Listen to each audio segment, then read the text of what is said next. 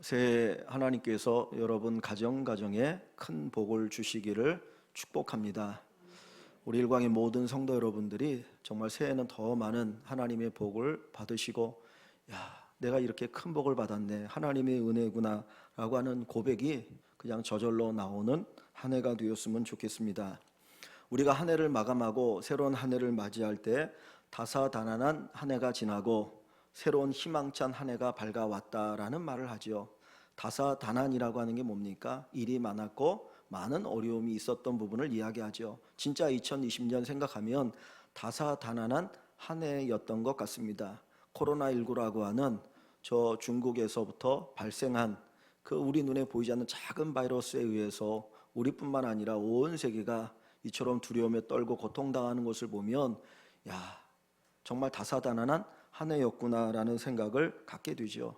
이것이 아직도 진행형이어서 2021년도도 어느 정도까지 얼마나 긴 시간 동안 코로나의 고통 가운데 있어야 할지 모르겠습니다.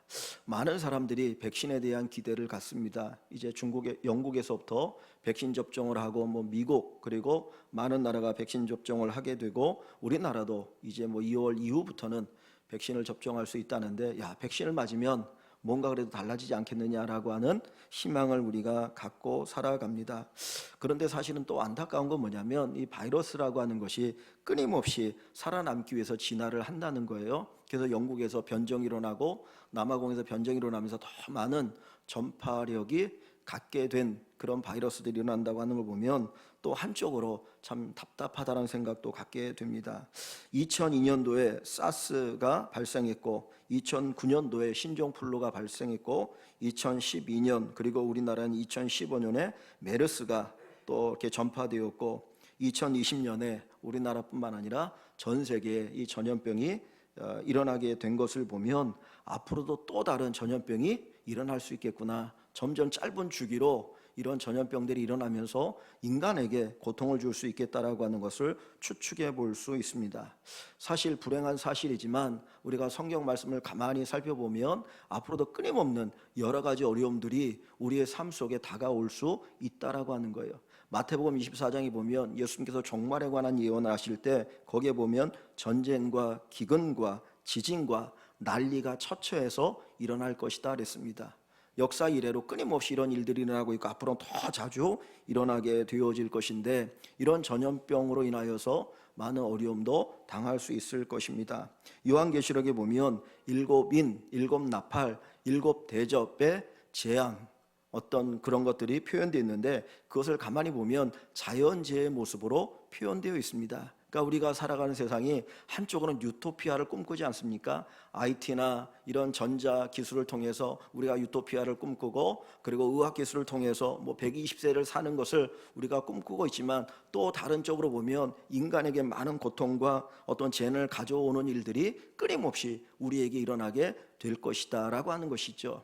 그래서 평균 지구의 온도가 1도만 올라가면 엄청난 사건, 2도만 올라가도 정말 중국이 황폐화되어서 먹고 사는 문제 때문에 고통을 당할 것이고 산사태나 여러 가지 것들이 일어날 것이라고 하는 보고들이 있습니다. 그런 걸 보면 단순히 우리의 어떤 미래가 밝은 것뿐만 아니라 또 다른 어둠의 모습들이 있다라고 하는 것을 우리는 인정할 수밖에 없다라고 하는 것이죠.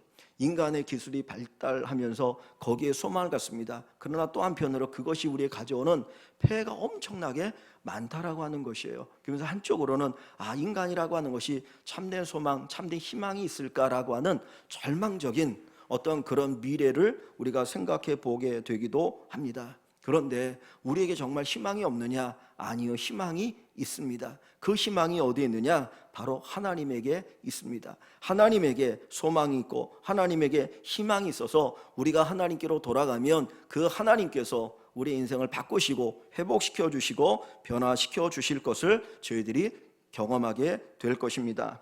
오늘 우리가 읽은 이 호세아 5장 13절부터 6장 3절 말씀은 이런 내용입니다. 이스라엘이라고 하는 나라가 솔로몬이 죽고 난 후에 남과 북으로 나누어집니다. 솔로몬은 아주 위대한 왕이 있는데 그가 말년에 하나님 앞에 죄를 범하지요. 우상을 숭배하고 타락하고 그리고 쾌락에 빠졌을 때에 하나님께서 그 솔로몬의 죄에 대해서 심판하시는데 그 심판이 뭐냐면 남과 북이 나누어지는 거였어요. 그래서 아들 르호보암 때에 북의 10지파, 남쪽에 유다와 베냐민 2지파를 통해서 나라가 만들어지면서 나누어집니다. 그런데 이 북쪽 나라의 가장 왕성한 때가 어느 때냐면 여로보암 2세라고 하는 왕, 그때에 북이스라엘이 아주 왕성했거든요. 근데 그 왕이 죽고 난 후에 이 나라가 점점점 쇠퇴하는데 그 후에 6왕이 일어나는데 이 사람들이 죄다 다 군사 쿠데타를 일으키는 거예요. 얼마 안 돼서 또 쿠데타가 일어나면서 계속 정권이 바뀌니까 나라가 점점 위축되어집니다. 근데 북이스라엘에는 어떤 나라가 있으냐면 아람이라고 하는 나라가 있습니다. 아람, 여러분들이 이렇게 들어서 알 수 있는 건 나아만 장군 아십니까? 나병 환자였던 나아만 장군이 아람의 장군이거든요. 그러니까 북이스라엘 위에 아람이라는 거대한 나라가 있어가지고 이 이스라엘의 힘이 약할 때마다 계속해서 이렇게 침략하거나 위협을 가하는 거예요. 그러니까 북이스라엘 입장에서는 살기 위해서 어떻게 아람을 이겨야 되는데 자기 힘으로 안 되니까 어떻게 하고자 합니까? 다른 나라의 도움을 요청하는 거예요. 근데 그 나라가 어떤 나라냐면 아수르라고 하는 나라입니다. 자, 오늘 본문 여기 13절을 보면 그 이야기가 기록되어 있어요. 에브라임이 북이스라엘을 가리킵니다. 10지파 가운데 가장 주도적인 지파가 에브라임이기 때문에 에브라임이라는 표현을 써요. 에브라임이 자기 병을 깨달으며 남유다가 자기 상처를 깨달았고, 병과 상처라는 말을 쓰고 있는데 요거는 나라가 위축되어서 정말 어려운 상황에 처해 있는 그 위기를 얘기하는 겁니다. 상처를 깨달았고 에브라임은 아수르로 가서 야렙 왕에게 사람을 보내었으니 도움을 요청하는 거죠. 우리가 이런 어려움이 있는데 당신이 와서 우리를 좀 도와주십시오라고 도움을 요청합니다. 그랬는데 그가 능히 너희를 고치지 못하겠고 너희 상처를 낫게 하지 못하리라. 군사적으로 어려움을 당하니까 아수르에게 도움을 요청하는 겁니다. 당신이 우리를 도와주십시오. 마치 이것 같은 거예요. 우리나라도 남과 북으로 나눠져 있지 않습니까? 북의 위험이 있으니까 우리 힘으로 안 되니까 우리가 누구에게 도움을 요청합니까?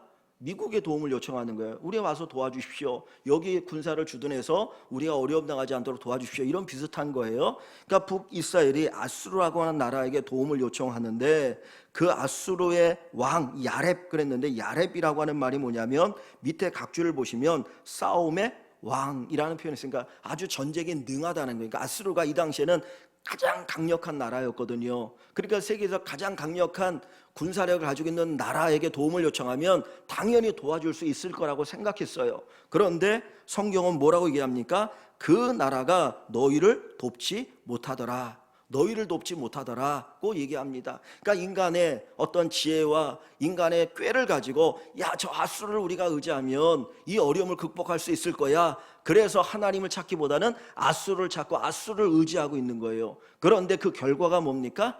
그들이 도와줬습니까? 도와주지 못했다라는 것이죠.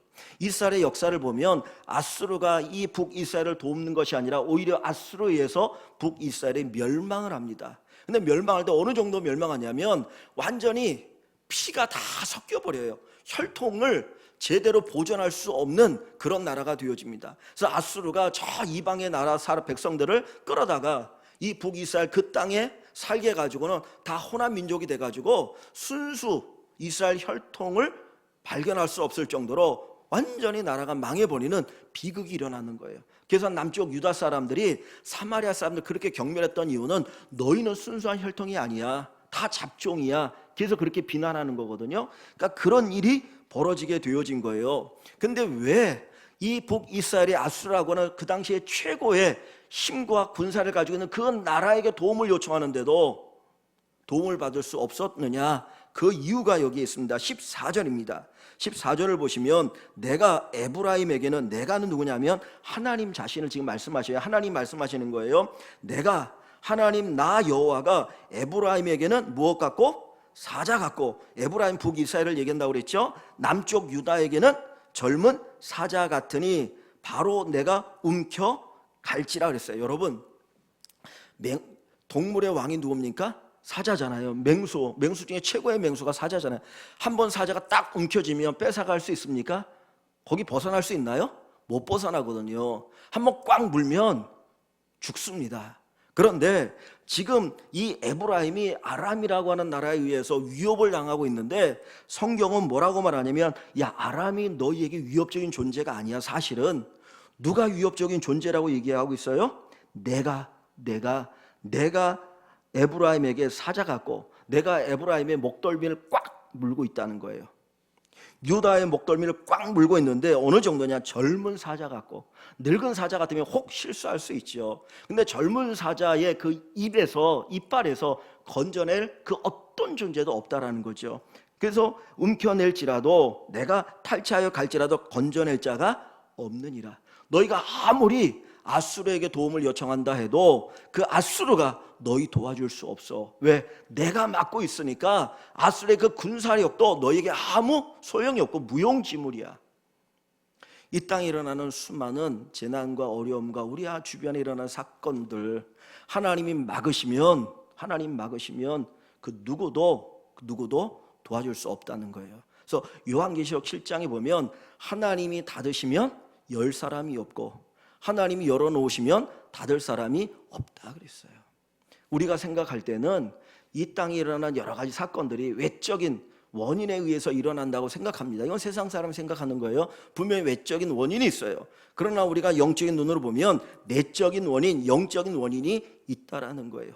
왜 지금 북이스라엘이 이런 고난을 당합니까? 왜 아람이라고 한 나라에 의해서 고통을 당합니까? 일반적으로 생각하면 군사력이 약하니까, 군사력이 약하니까 도발을 당할 수밖에 없고 어려움을 당할 수밖에 없어, 그렇게 생각하지만 그 근본적인 이유는 하나님과의 관계가 어그러졌기 때문이에요. 하나님을 떠났기 때문이에요. 하나님 앞에 죄를 범하고 자기 멋대로 살아가려고 하니까 하나님께서 징계하실 때 그 징계로부터 구할 자가 이 세상에 어떤 것도 없다라고 하는 것입니다.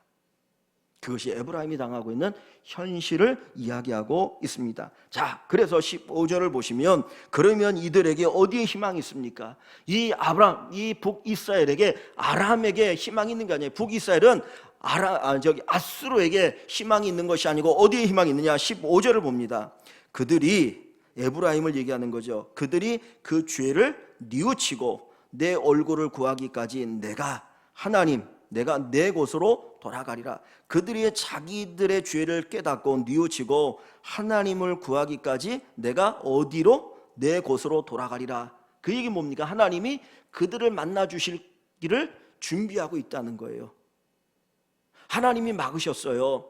하나님이 막으시고 하나님께서 오히려 그들에게 고난을 주시니까 그들이 고난을 당해요.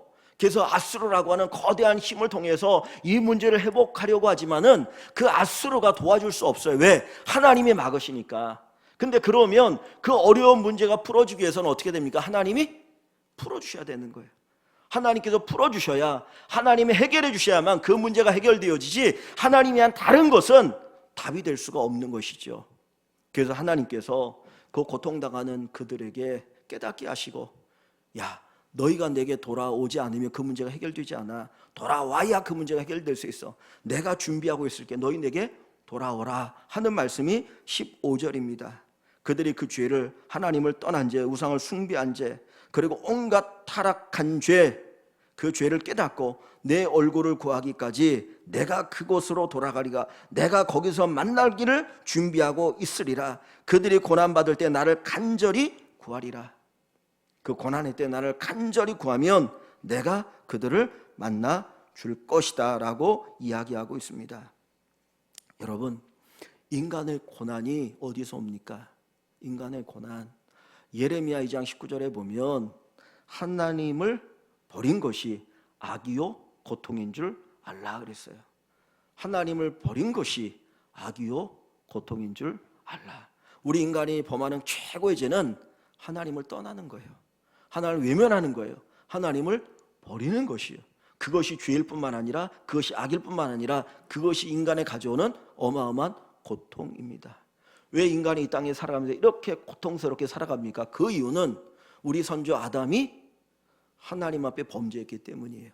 선악과를 따먹은 것은 단순히 과일 하나 따먹은 것이 아니라 내가 하나님이 되겠다라고 하는 것이죠. 하나님 필요 없고요, 내가 하나님이 되어서 살아가겠습니다. 그것이 선악과 따먹은 죄거든요. 그 죄의 결과가 이 땅의 모든 인류에게 이와 같은 고통을 주는 것이고 고통 가운데 살아가는 것입니다. 그렇다면 방법이 뭡니까? 그 고통으로 벗어나는 길, 회복되는 길은 하나님께로 돌아가는 것입니다. 그래서 호세아 선지자를 통하여서 하나님 말씀하시기를 6장 1절에 오라 우리가 여호와께 돌아가자. 오라 우리가 여호와께로 돌아가자. 여기에 희망이 있습니다. 여기에 치유가 있습니다. 여기에 회복이 있습니다. 오늘 2021년을 살아가는 우리 모든 성도 여러분들이, 이 땅에 있는 모든 분들이 여호와 하나님께로 돌아가면 살 길이 있습니다. 하나님에게 살 길이 있습니다. 그래서 하나님께로 돌아가자. 하나님께로 돌아가자. 우리에게 이야기하고 있는 것이죠. 이사야 55장 6절과 7절에 보면 비슷한 그런 표현이 있습니다. 이사야 55장 6절과 7절에 보면 하나님이 이렇게 얘기합니다. 너희는 여호와를 만날 만한 때에 찾으라.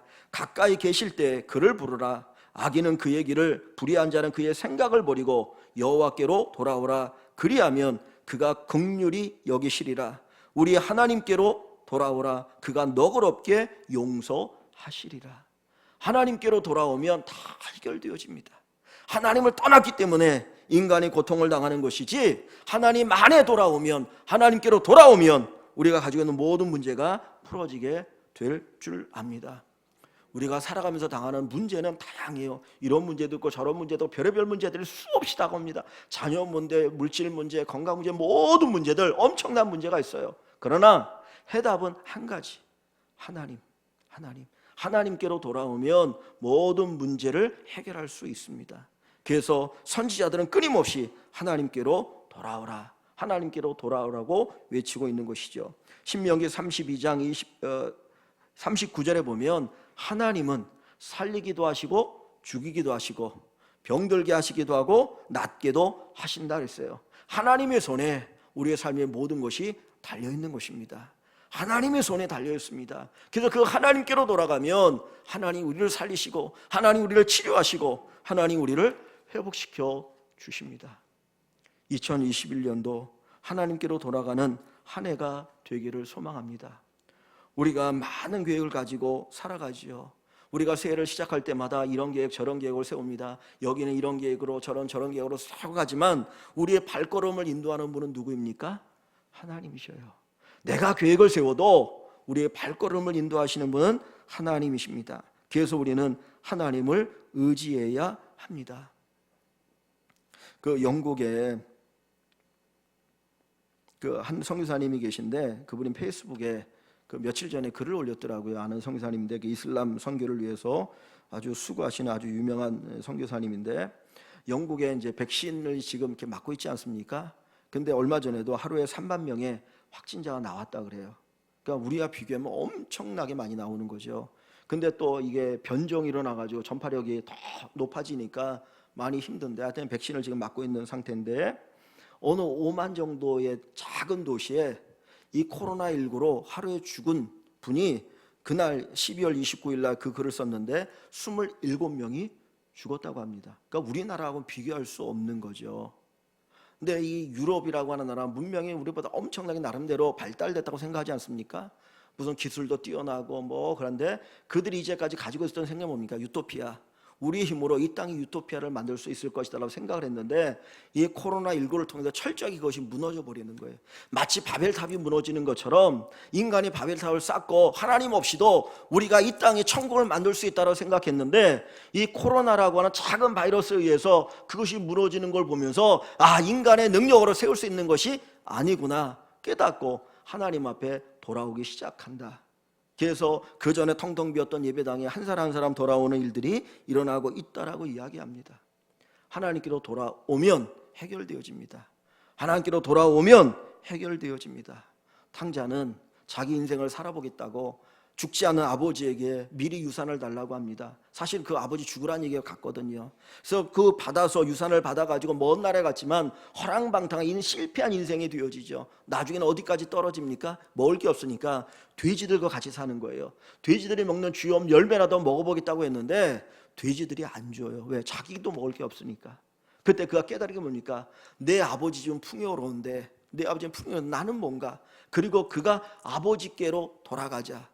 아버지께로 돌아가자. 그가 아버지께 돌아올 때 그 인생은 달라졌어요. 그 전에는 되지보다 못한 인생이었는데 아버지께로 돌아올 때 그 인생이 달라집니다. 씻기고 새 옷을 입히고 가락지를 끼우고 신발을 신기고 이제 너는 죽었다 살아온 내 아들이다. 아버지가 품어주시죠. 근데 그 아버지는 어떻습니까? 그 아들이 집을 떠난 그날부터 매일같이 동구 밖에 나가서 아들이 돌아오기를 기다리고 있었어요. 어떻게 보면 아버지는 그 아들이 실패할 줄을 알았다는 거예요. 하나님을 떠난 인간은 반드시 실패합니다. 실패할 수밖에 없습니다. 그래서 하나님은 지금도 여전히 14절에 얘기하는 것처럼 기다리고 계신다라는 거예요. 기다리고 계신다. 기다리고 계신 그 하나님께로 돌아가는 것이 사는 길입니다. 우리 이 땅에 살아가는 모든 사람들이, 특별히 우리 일광의 모든 식구들이 하나님께로 돌아가는 그런 놀라운 축복이 있기를 주님의 이름으로 다시 한번 간절히 축원합니다. 그 전라남도 진도하면 진돗개가 유명하죠. 근데 거기에 1993년도에 그 진돗개상을 하나 세웠다고 그래요. 백구상이라고 하는데 왜 그것을 세우게 되었냐면 그 1993년도에 어떤 분이 5년 동안 기르던 이 진돗개를 이제 대전에 있는 분한테 팔았습니다. 엄청나게 멀리 떨어진 곳에 팔았는데 한 7개월 후인가 갑자기 잠을 자고 있는데 밤 한 새벽 1시쯤에 갑자기 문을 막 이렇게 긁는 소리가 들리더래. 이게 뭔가 하고 문을 열었더니 자기가 대전에 7개월 전에 팔았던 그 진돗개가 집에 찾아와 가지고 문을 두드리는 거예요. 그랬더니 문을 확 여니까 보는 순간 그 진돗개가 얼싸 달려들면서 깜짝 놀랐답니다. 근데 진돗개의 본성이 뭐냐면은 자기가 강아지 때 자기를 길렀던 주인을 잊지를 못한다는, 그게 진짜 자기 주인으로 생각한다는 거예요. 그래서 이 진돗개가 그 주인을 찾아서 300km나 되는 그 대전에서부터 계속 걸어와 가지고 거기까지 왔는데 그 진돗개의 몰골을 보니까 발톱은 다 빠졌고 그리고 먹지 못해 폐쪽 마르고 뼈만 앙상하게 남았다는 거예요. 진돗개도 개도 주인을 찾습니다. 자기 길러줬던 주인을 찾습니다. 그런데 우리는 얼마나 하나님을 찾고 하나님을 앙망하고 하나님을 사모하는가. 그래서 이사야 1장에 보면 서도 그 임자를 알건만 내 백성 이스라엘은 나를 저버렸다고 탄식하시는 하나님의 음성이 있습니다. 오늘 우리가 우리의 죄를 뉘우치고 하나님의 얼굴을 구하면 하나님 우리를 회복시켜 주십니다. 하나님 우리를 치료하여 주십니다. 하나님 에스겔 선지자를 통해서 말씀합니다. 나는 악인이 죽는 것을 기뻐하지 않는다 그러셔요. 그 악한 악인일지라도 하나님 죽는 거 기뻐하지 아니하시고 그가 회개하고 돌아와 고침받기를 원하고 계십니다. 여러분들이 잘 아시는 역대하 7장 14절 말씀이 있습니다. 내 이름으로 일컫는 내 백성이 그들의 악한 길에서 떠나 스스로 낮추고 기도하며 내 얼굴을 찾으면 내가 하늘에서 듣고 그들의 죄를 사하고 그들의 땅을 고칠지라. 이 땅을 하나님 고쳐주신다고 말씀하셔요. 우리가 하나님께로 돌아가면, 하나님을 겸손하게 찾으면 내가 너희를 고칠 것이다. 내가 너희를 고칠 것이다. 이 치유의 은혜, 이 도움의 은혜가 우리 모든 성도 여러분들에게, 여러분의 가정에, 우리의 삶 속에 꼭 일어날 수 있기를 주님의 이름으로 간절히 축원합니다. 예레미야 2장 13절에 보면 이스라엘이 범한 두 가지 죄를 얘기합니다. 내 백성이 범한 두 가지 죄. 하나는 생수의 근원된 하나님을 버린 것. 생수의 근원이라고 하는 게 뭡니까? 사람이 물을 마셔야 살잖아요. 그러니까 생수라고 하는 꼭 필요한 걸 얘기하는 거잖아요. 우리가 살아가는데 꼭 필요한 것이 생수인데 그 생수의 근원 되신 하나님을 버린 것. 사실 우리 삶 속에 필요한 은혜를 베푸시는 분은 하나님인데 이스라엘 백성들이 하나님을 버렸어요. 하나님 없이 살 수 있어. 그리고 두 번째 범한 죄가 뭐냐면 스스로 웅덩이를 판 겁니다. 웅덩이라고 하는 거는 이스라엘에서는 이제 물이 비가 오면 그 비를 저장하기 위해서 파는 게 웅덩이거든요. 그래서 그 물을 씁니다. 왜? 비가 많이 안 오니까. 근데 웅덩이를 팠는데, 그러니까 생수의 근원인 하나님을 버리고 어리석게 웅덩이를 판 거죠. 그런데 그 웅덩이가 어떤 웅덩이냐면 밑이 뻥 뚫려가지고 물을 저장할 수 없는 웅덩이였던 거예요. 그러니까 하나님을 의지해야 되는데 이들이 하나님의 우상을 숭배하고 주변 나라들의 힘을 의지했지만 결국 그들에게 아무런 도움이 되지 않았다는 거예요. 이것이 그들의 죄입니다. 오늘날 이 시대가 갖는 죄 아닙니까? 하나님을 저버리고 뭔가를 의지하지 않습니까? 이것 의지하고 저것 의지하고 돈과 명예 권력 다 의지하지만 그것들이 진짜 우리에게 유익을 주느냐, 우리 인생을 치료하느냐? 결코 그렇지 않다라는 것이죠.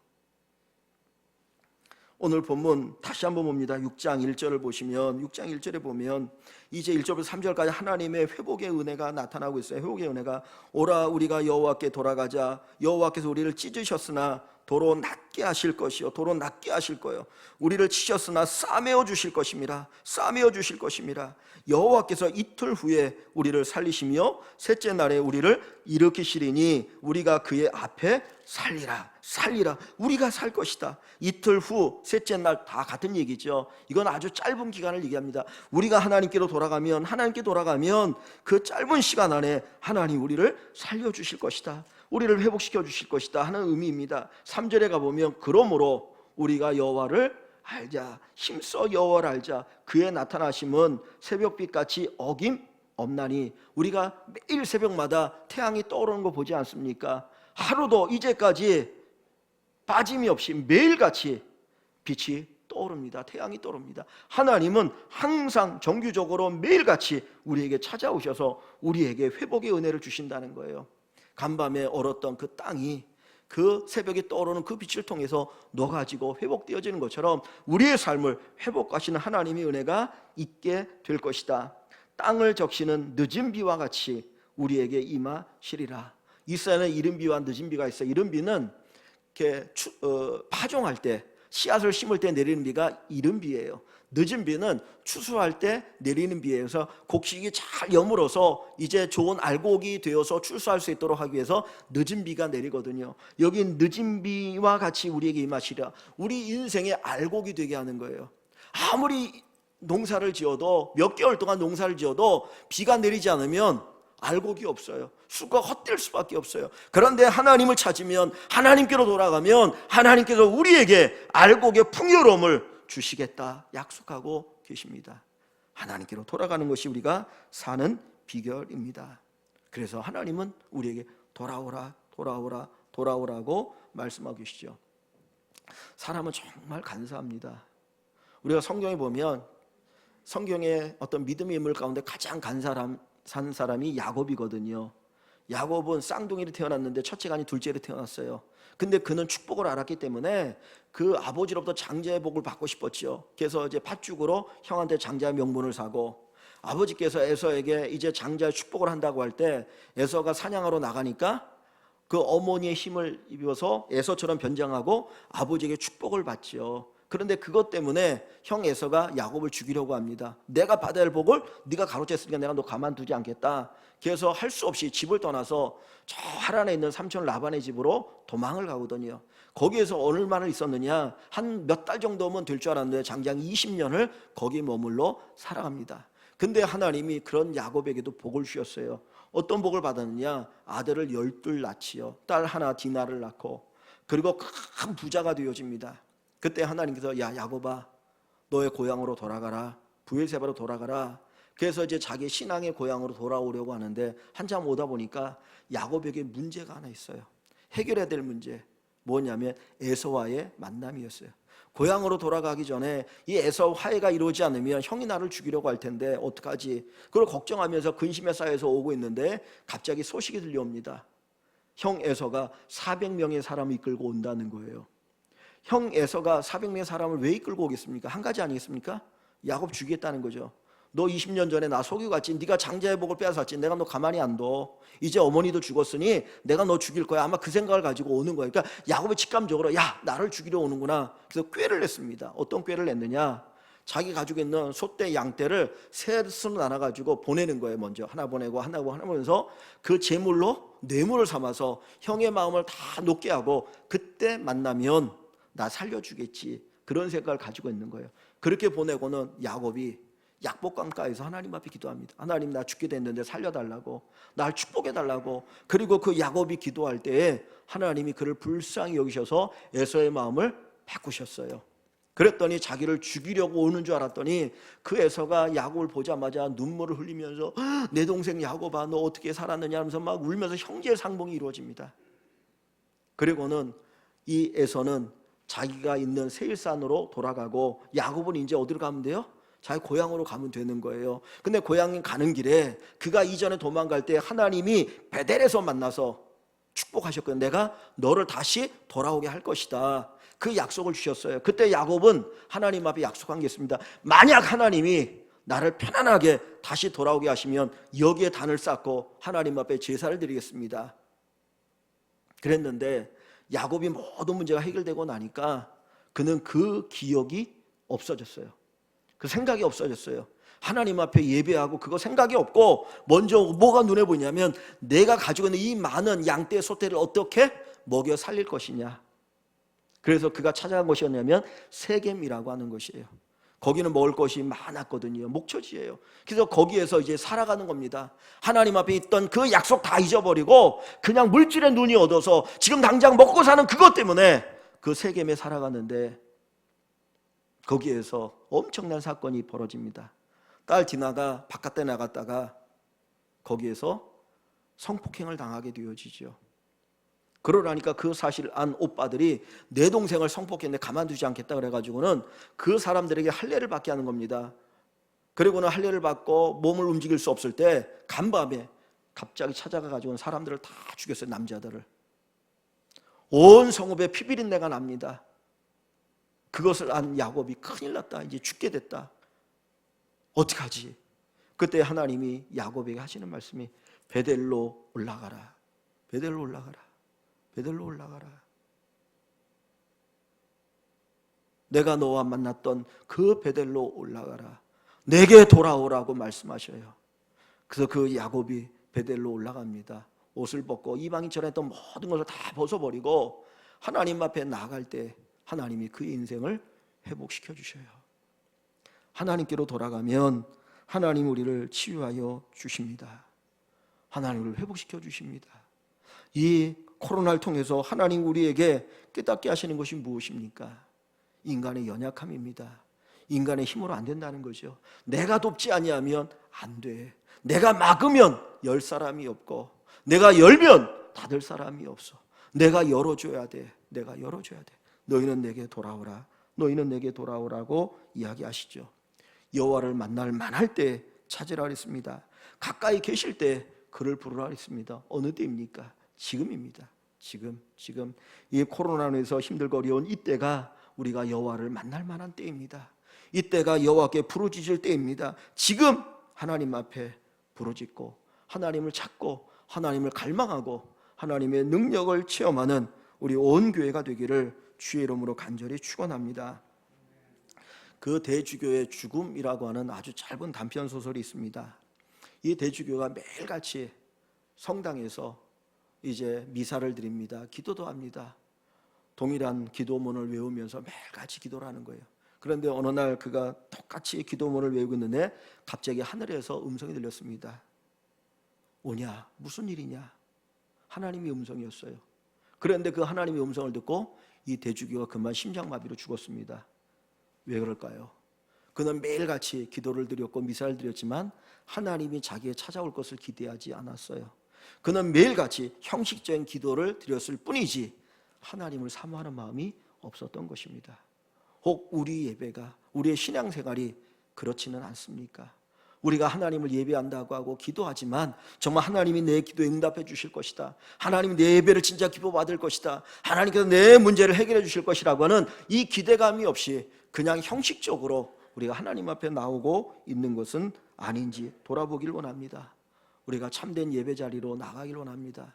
참된 기도의 자리로 나가길 원합니다. 참된 은혜 자리로, 참된 긍휼과 자비의 자리로 우리가 나갈 수 있기를 원합니다. 오늘 하나님 우리에게 말씀하고 계십니다. 오라 우리가 여호와께로 돌아가자. 오라 우리가 여호와께로 돌아가자. 여호와께서 우리를 찢으셨으나 도로 낫게 하실 것이요 우리를 치셨으나 싸매어 주실 것임이라. 2020년도는 정말 우리가 찢어지고 그리고 우리가 침받는 그런 한 해였을지 모르지만 2021년도는 하나님 우리를 낫게 하시고 우리를 싸매어 주시고 우리를 회복하시는 한 해가 되기를 소망합니다.